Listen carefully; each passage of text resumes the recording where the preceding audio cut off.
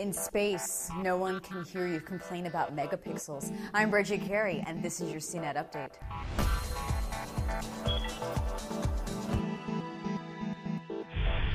The Curiosity Mars rover was a $2.5 billion project and a technological feat.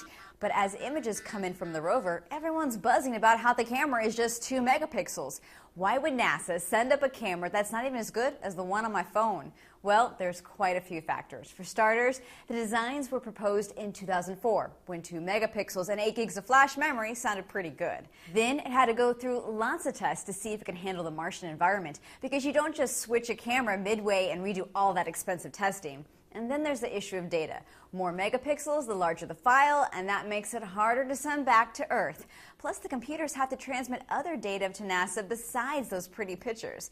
But don't you pout, they'll still be getting some great images. Since everything is so still on the surface, it can easily stitch together clear panoramic shots.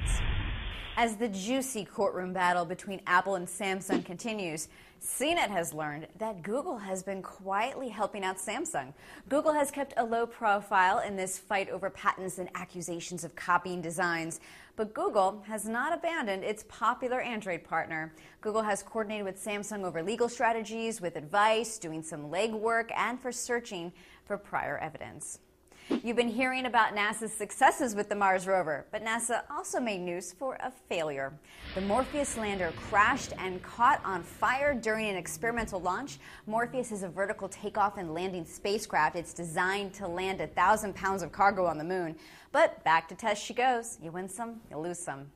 If you're used to the term Metro as a way to describing the new look of the block-style interfaces in Windows, well, time to drop that term, because Microsoft will no longer describe something as having a Metro design because it's clashing with a European partner that just also happens to have Metro in its name. So it's just Windows 8, no fancy little terms, just keeping it simple. And how about we end the show with a super cute attack? The Angry Birds franchise is teasing us with a new bird character. This time, it's a little pink sweetheart that blows bubbles. But even when she gets angry, it's adorable rage. Rovio is keeping quiet, though, on when she'll make her game debut.